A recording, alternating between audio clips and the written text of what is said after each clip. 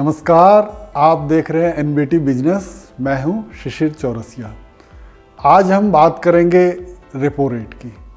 आपने कभी इस बारे में सोचा है कि कोई बैंक अपने लोन या डिपॉजिट के लिए ब्याज दरें कैसे तय करता है?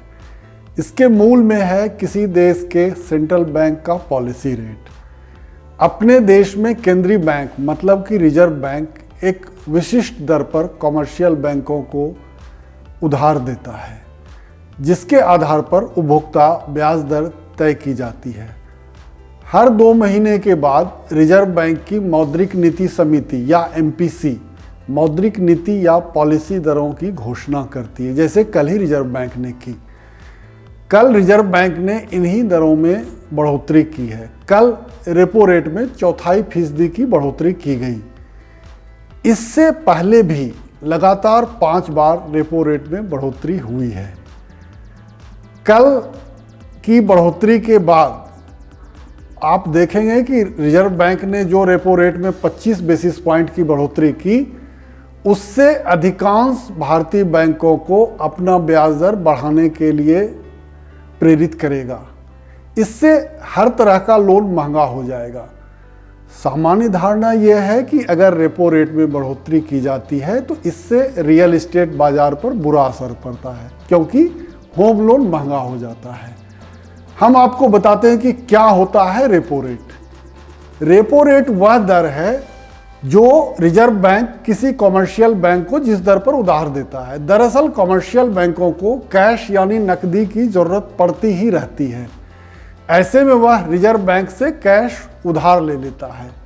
जिस दर पर रिजर्व बैंक से उसको उधार मिलता है वही रेपो रेट कहलाता है। यदि रेपो रेट कम है तो बैंकों को रिजर्व बैंक से उधार लेना सस्ता पड़ता है, लेकिन यदि रेपो रेट ज़्यादा है तो बैंकों को रिजर्व बैंक से कैश लेना महंगा पड़ता है। यदि उसका रेपो रेट ज़्यादा है तो उसके प्रोडक्ट का लोन का रेट भी ज़्यादा होगा। अब सवाल उठता है कि क्या रिजर्व बैंक कमाई बढ़ाने के लिए रेपो रेट बढ़ाता है? तो इसका जवाब है नहीं। रिजर्व बैंक रेपो रेट में कमी बेशी करता है इन्फ्लेशन पर काबू पाने के लिए। इन्फ्लेशन मतलब महंगाई की दर। यदि बाजार में महंगाई की दर बढ़ रही है तो रिजर्व बैंक रेपो रेट बढ़ा देता है। इससे लोन महंगा हो जाता है।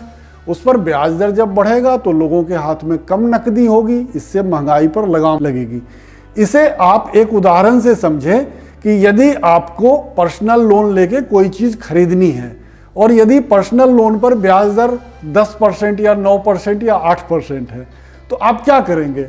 आप जाएंगे, पर्सनल लोन लेंगे और कहीं भी जाके किसी दुकान से या कॉमर्शियल वेबसाइट से या ई-कॉमर्स साइट से सामान खरीद लेंगे।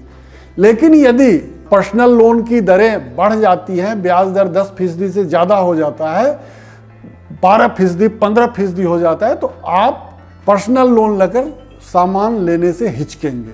अच्छा, इसका दूसरा मायने भी है रेपो रेट के। रेपो रेट यदि बढ़ता है तो बैंकों के एफडी रेट में बढ़ोतरी हो जाती है। मतलब कि आप 1 लाख रुपए पहले जो यदि 5% के एफडी रेट पर रखते थे, वही अब 6.5% या 8% या 9% बढ़ हो गया।